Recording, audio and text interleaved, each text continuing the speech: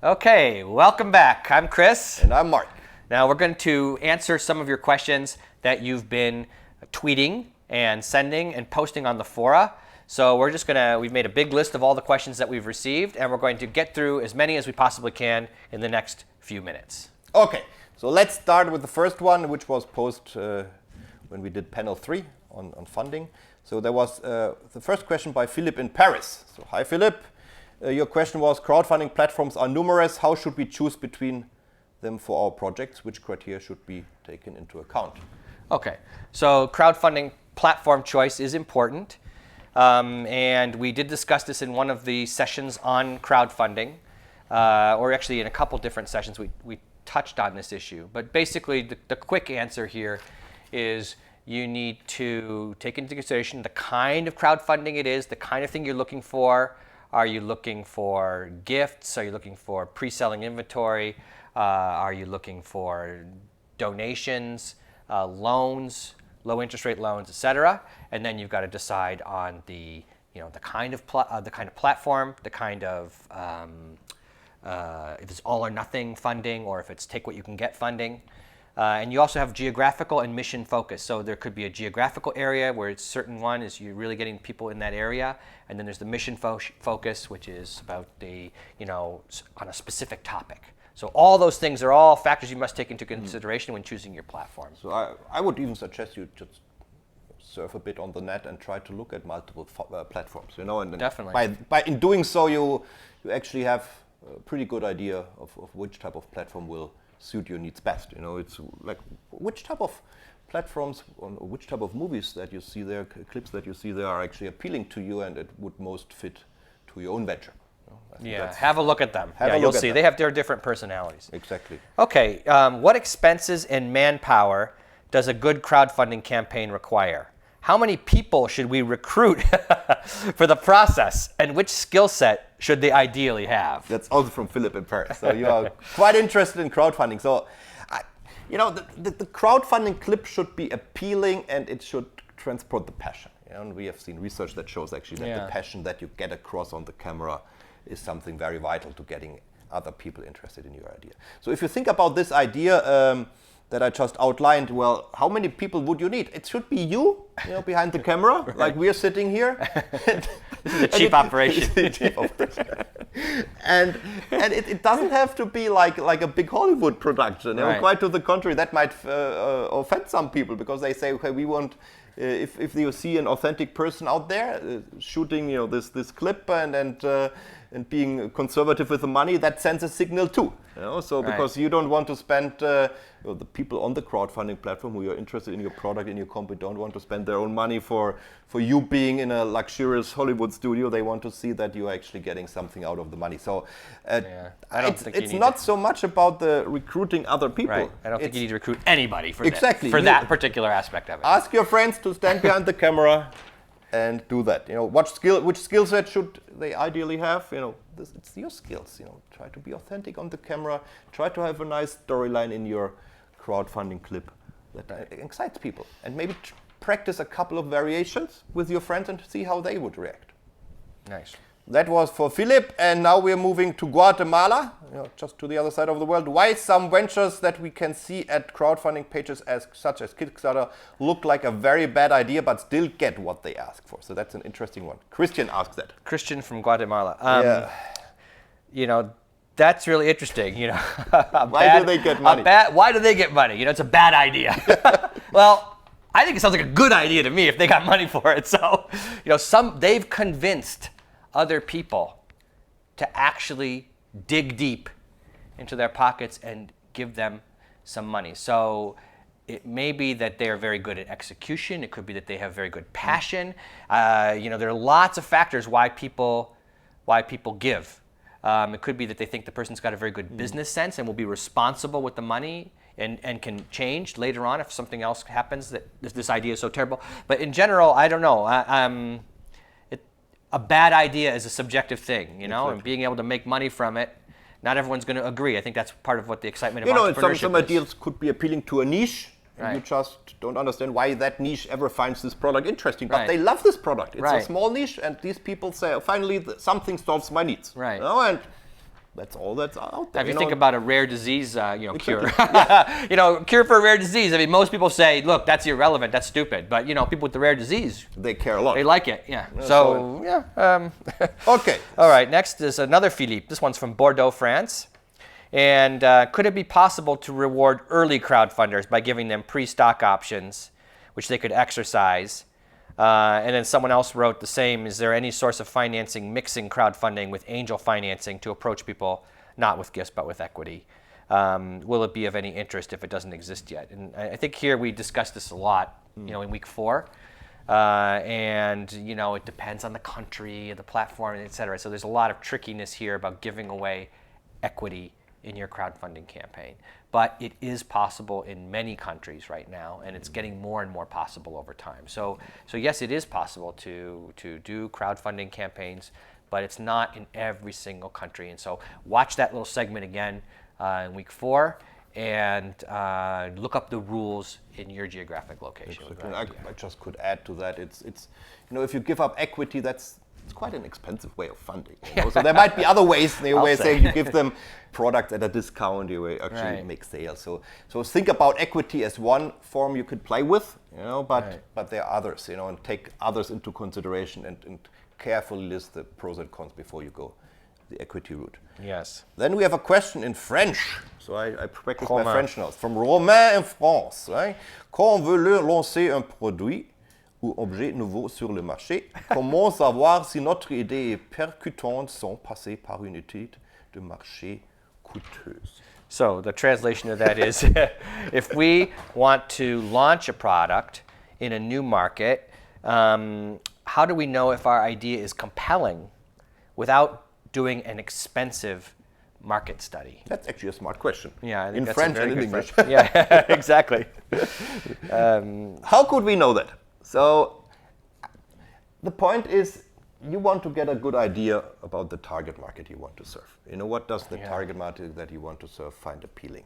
And with a lot of reflection and desk research, you can also figure out which type of target market could be the target market you want to address. But it's ultimately you need to talk to these people. That doesn't have to cost a lot. I agree. But you have to make sure that you talk to the people in your target market, and then get their feedback, because their feedback is vital. And then your reflection meets actually the experience from the market, and that typically or most often makes you think about how to improve your product, maybe reposition your product to another target market. So it doesn't have to cost a lot. You don't have to have like a big company interviewing 500 people, 5,000 people for you.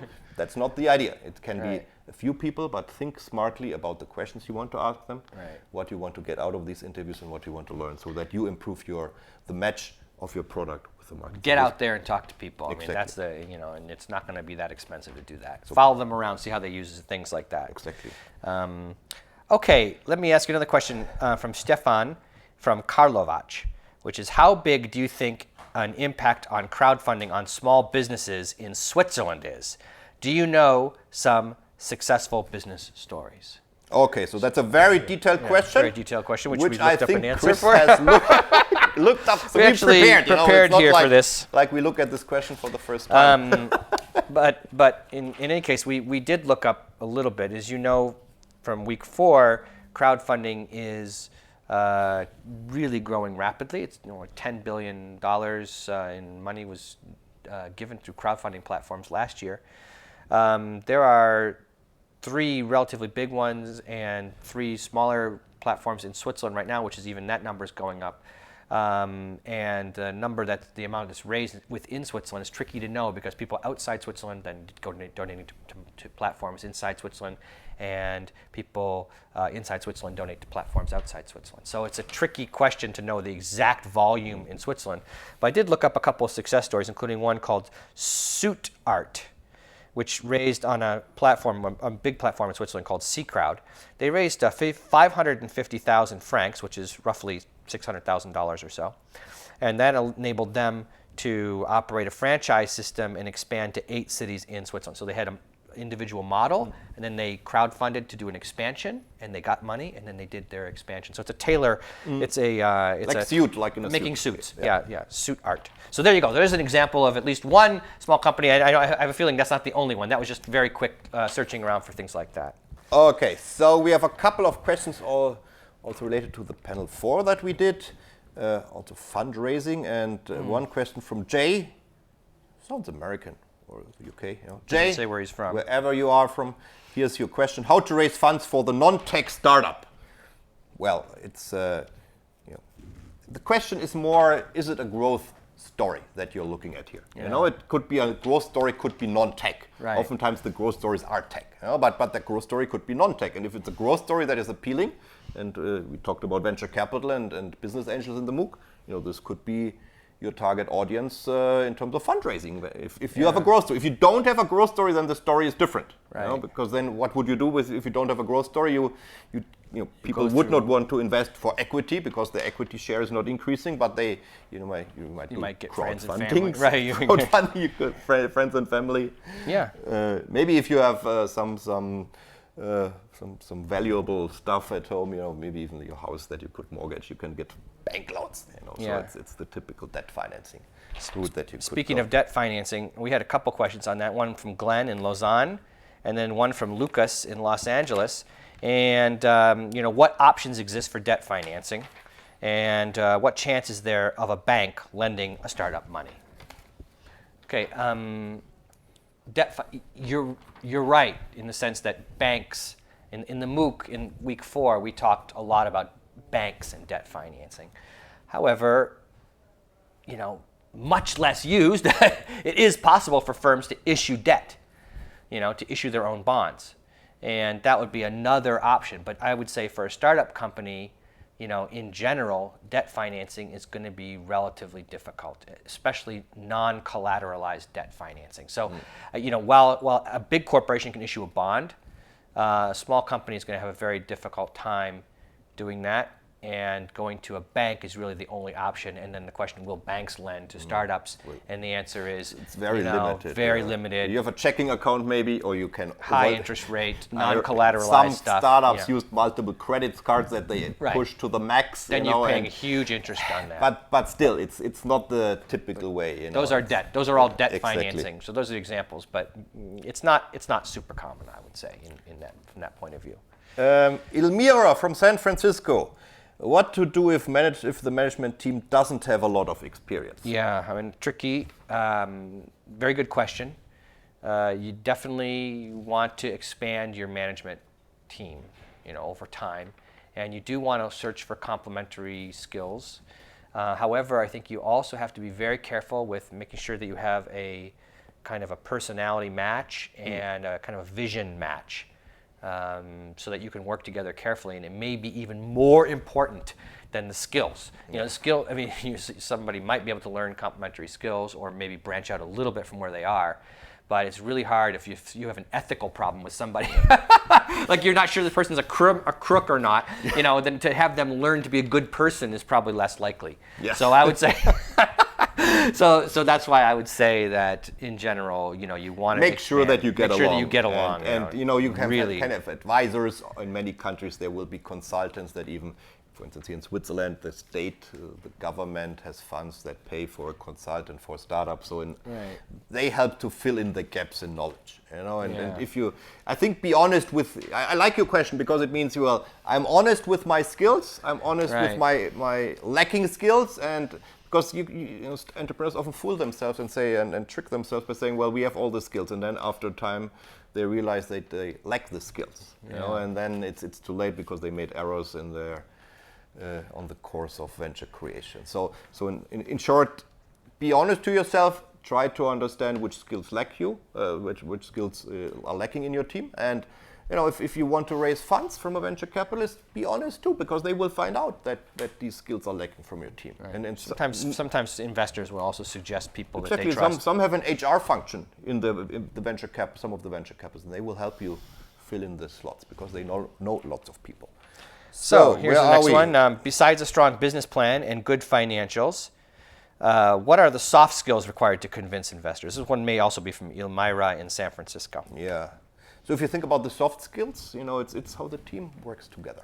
It's one important soft skill, like how they, when there are critical questions, for instance, in an investor pitch, how does the team handle those questions? How does the team react? Do they really react as a team, or is it like 5 people, 3 people who are like one man shows, one woman shows? So it's like try to be a team, work in a cohesive manner. The soft skills is also be sensitive to customer feedback, be sensitive towards the feedback you receive from all kinds of stakeholders.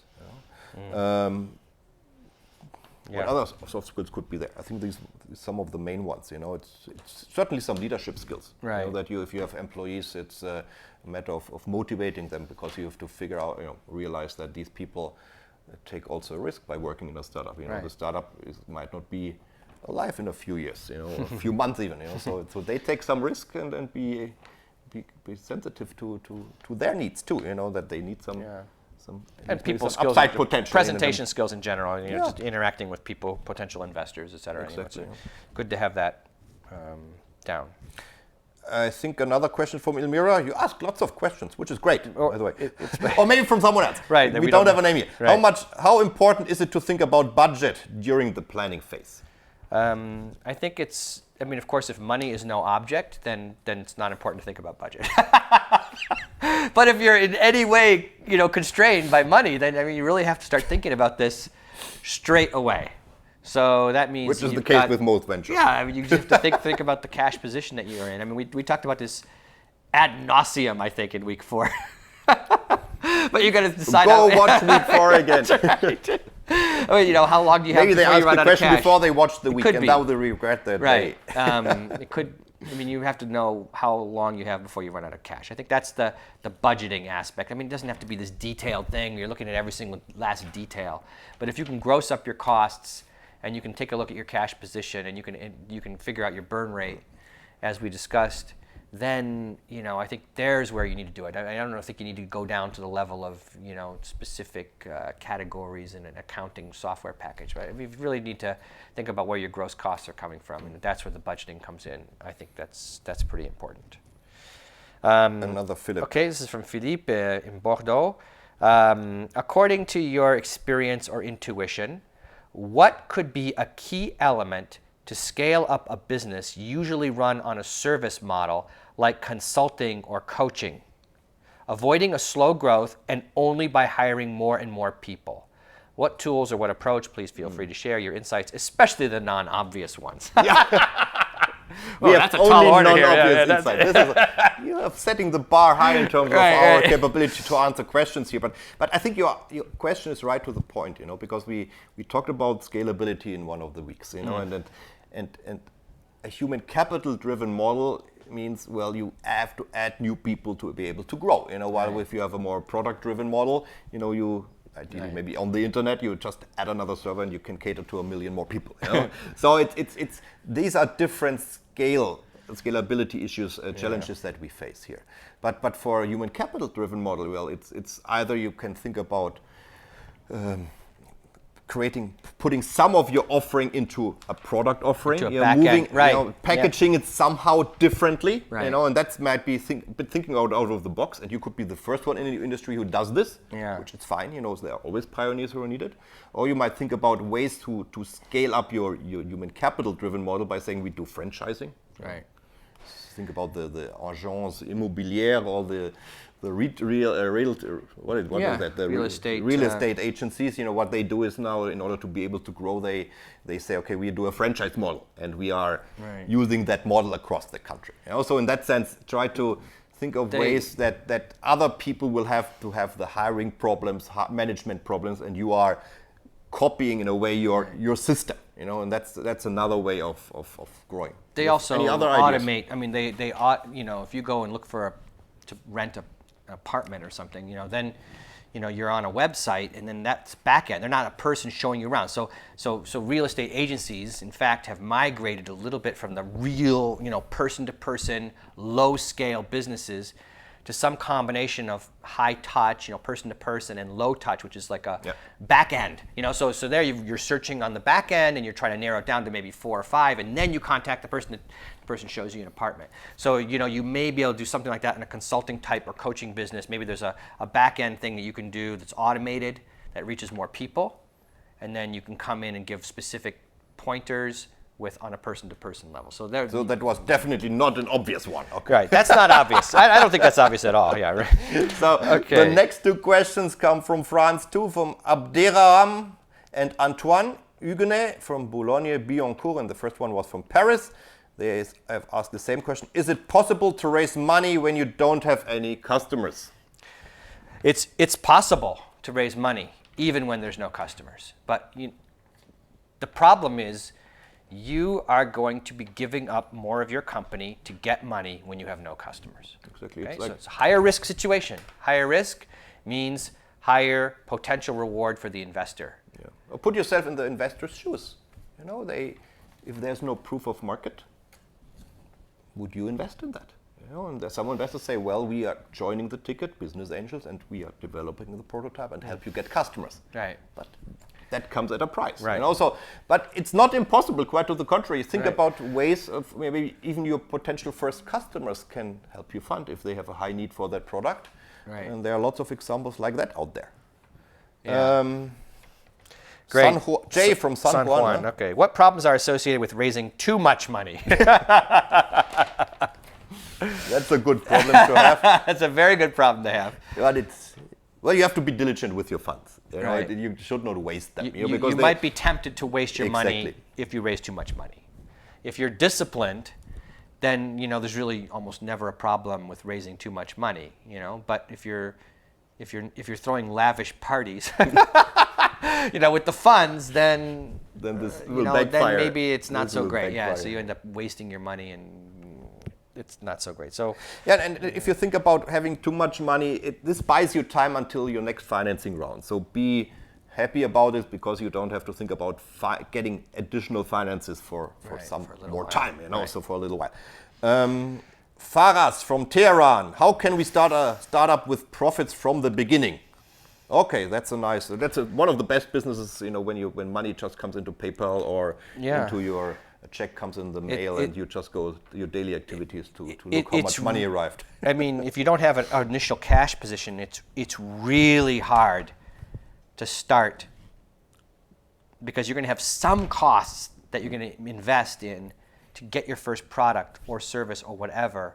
So it could be that you have a pot of money to start with, and then you spend a little bit of that, and you immediately generate some, revenues. It has to be a very low capital intensive business. So you already own a computer and you can use it to program something and you can make a phone app or something like that people want to pay for, then yeah, I mean, it's doable. But even then you're going to spend some amount of money and some time, unless you say it's, I already own the equipment, so okay, fine, I'm not spending anything out of my own pocket right now. Yeah. So it's kind of the bootstrapping idea, which I think is a good one.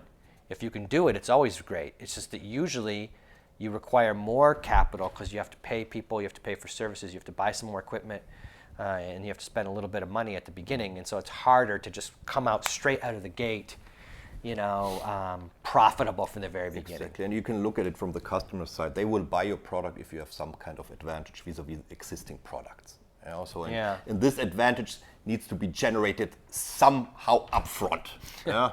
So it's like you have to do some investment. The question is how much investment do you have to do based on your current status? How long are you already? Yeah. So from that perspective, it's tricky. I think it will be unless you have already invested a lot in the past. You already paid for the equipment, Exactly. Software, something like that. Maybe you're not going to start a car company and be profitable from the day one. a pharmaceutical company, those are just too capital intensive. Exactly, maybe some human capital maybe if you're driven, lucky some in the service software. businesses where you can say, well, I do grocery shopping for elderly ladies, And you can do this with your current skill set, and all you have to do is to talk to elderly ladies on the street and ask them to do their grocery shopping. Right, but even I guess that's true. You can walk with them. But Exactly. if you had to buy a car, Yes, you know, and then, that would be you know, even quicker. okay. All right, let's move on. What are the typical elements to keep in mind in order to generate trust in a project? That's also that comes That's from Geneva. Jaime in Geneva. Sounds Spanish or Portuguese, you know. So trust is a key element in the new venture, because you have to do creating a venture is a social activity, and you are engaging with people who give you funding, all kinds of stakeholders. You know, it's with your customers, potential customers, with suppliers, people who give you funding, potential employees. So they, in order for them to trust in your business, they first have to trust you.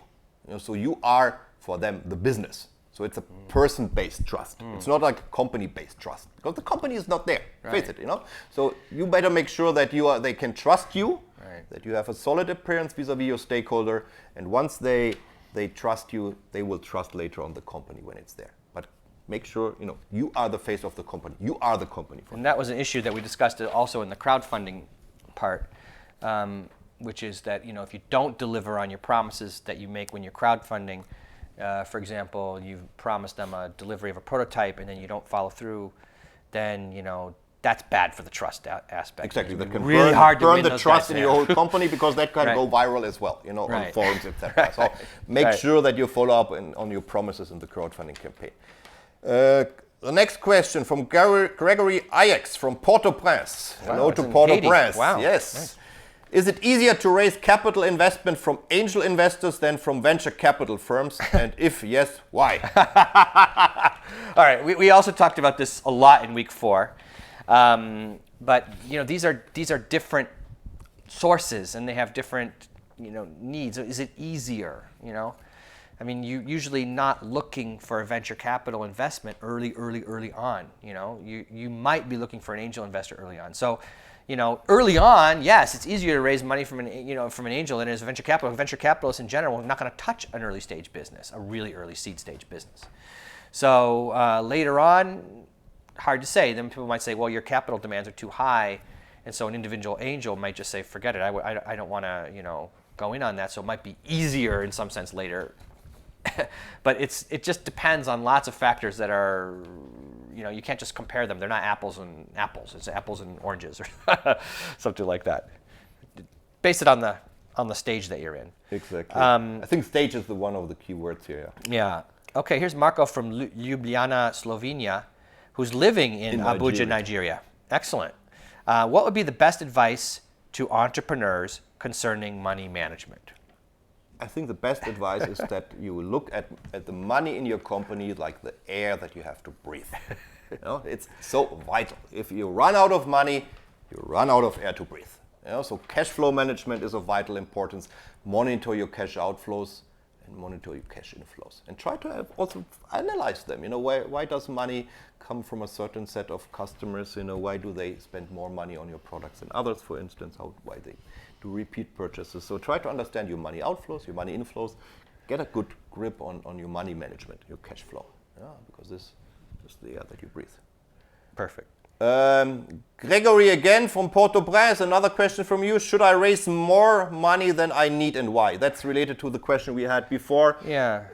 Raising more than what you need. I think always try to raise a bit more. You know, first investors might cut your wish list, and second, it buys you time until you have to raise funds again. That buys you time to actually start working and keep on working on your company and getting your product out, talking to customers, etc. Also, it depends on your revenues and cost streams. You know, if your costs are always going to be constant. I mean, they're always going to be there, and your revenues might be coming in every once in a while. You know, if it's a slight delay in your revenues, then you know you might end up spending more than you thought you were going to.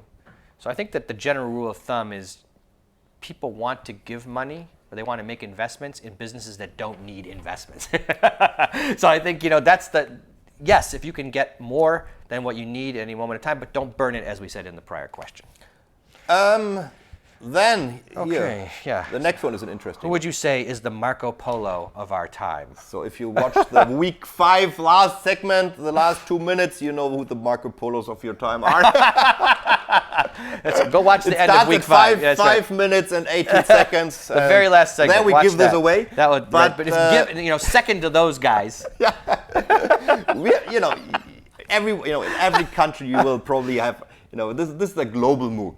And I would say there is not, you can always think about the big characters we have in entrepreneurship, and without telling their names, each of you has names in mind, Think about Elon Musk or Steve Jobs, whatever, But in general, it's like, I think entrepreneurship is nowadays a very democratic and pervasive and much encountered phenomenon across the globe.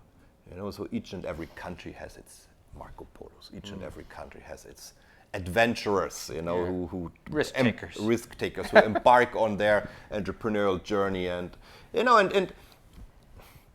of course these big examples, these well-known examples are inspiring, but there are lots of entrepreneurs who are doing it on a smaller scale, who are doing something extremely innovative, and they deserve a lot of respect too. And just because we don't know about them read about them in the news, they are fantastic entrepreneurs. They run great companies, and I think they deserve a lot of admiration too. So long story short, yes, these people exist, the new Marco Polos, but on the other hand, entrepreneurship is a much bigger phenomenon. The secret will be revealed in the last segment of Exactly. Week 5. Question 9, Serge Etouke from Yaoundé, Cameroon. Okay, I have 1 point to you. Don't ask these long questions because this is like 8 lines. So, turn idea into value has always been my passion. Great. I always told myself that it is better to deploy your potential in a passionate thing than just to be employed. Well, we can agree to that. Okay, so Perfect. that was not the question yet. Good. But in our countries, it's very difficult to put together passion and real possibilities. In my country, young people are very interested about creating tech ventures, but our critical questions, but our critical questions always return as, is Africa really ready for tech ventures?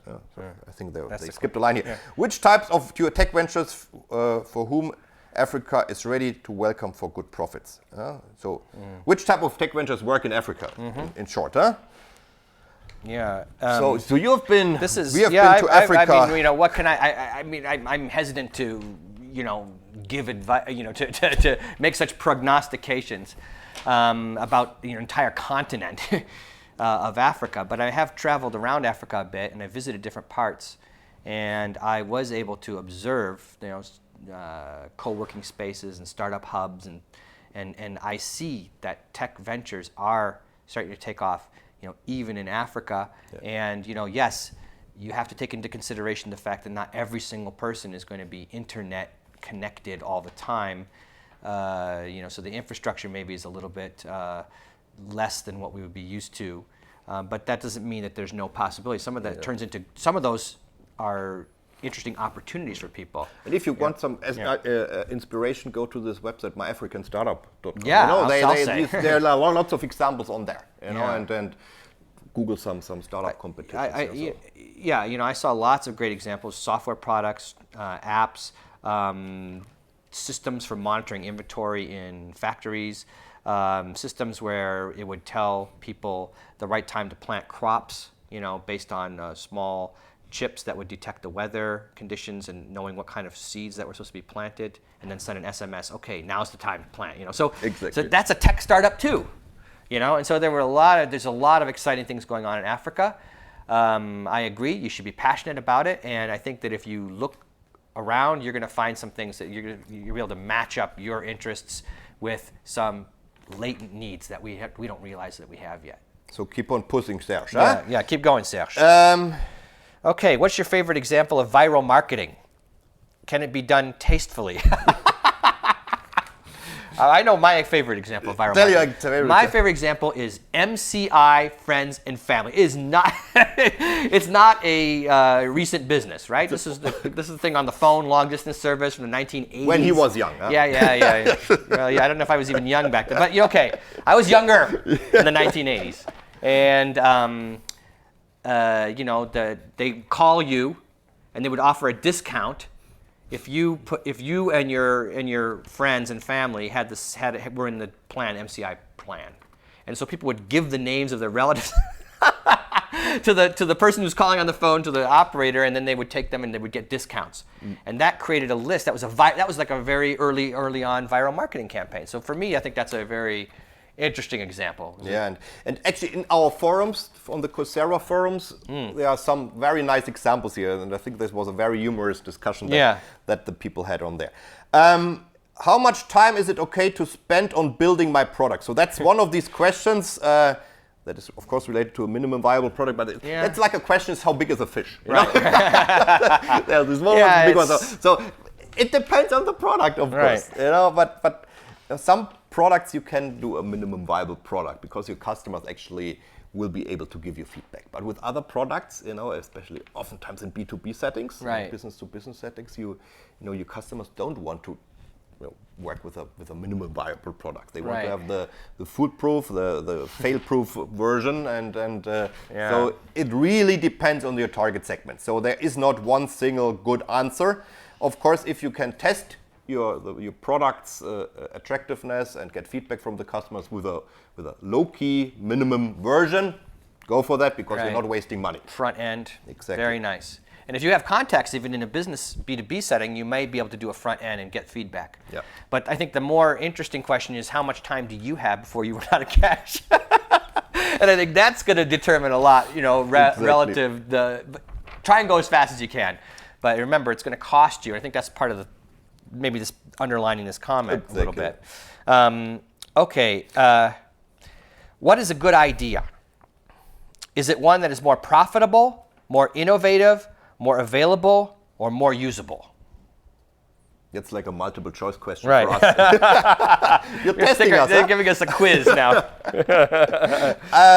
I think the best idea is an idea where your customers are willing to pay you, you know? And I think we said it more than once in the MOOC, you know? You don't create a business for creating a product, you create it for creating a customer, you know? So from that perspective, you know, think about your customers, you know, think about what your customers want, if they are willing to pay for your product, for the functionality in your product, for the benefits this product renders. And this actually brings us to the final question, which says, you say, customers do not buy features, they buy benefits. What does this mean? Yeah. Basically, what this is referring to is that the customers don't care about the features per se. All they care about is how they can use it. Is it valuable for them? Does it save them money? Does it save them time? Does it meet their need? And so having an extra feature, so when we were talking a little bit beforehand, you know, one idea is like a battery, you know, changing a battery on a phone. That's kind of like a feature. It's a replaceable battery, you know. That's great. That's a feature. But that's not really what the customer wants. The customer wants a long battery life. The customer wants the phone to go a very long time before. So, you know, maybe that feature helps what the customer wants because they can carry a spare battery or something like that, thus giving them more time. But you got to focus on the part that the customer wants, not the part that the bells and whistles that you add, unless it solves. And that's quite important for the marketing campaign because you could say, well, this phone or camera has replaceable batteries. And I was like, would the customer want this? No, the customer only understands if you say, well, with this phone you can talk for 5 days without 5 days in a row. You know? Right. That's what he cares about. You know. Right. Okay. Yeah. So that was already all the questions. Yeah, I think that's basically the questions for this week. Thanks for watching the MOOC. Thanks for sending in the questions. Yeah. Some of them will be handwritten. We'll send you some handwritten responses. Exactly. To make this also move it back to the old world. Right. So thanks very much. Thanks for joining us. Thanks for joining us. See you back in MOOCland.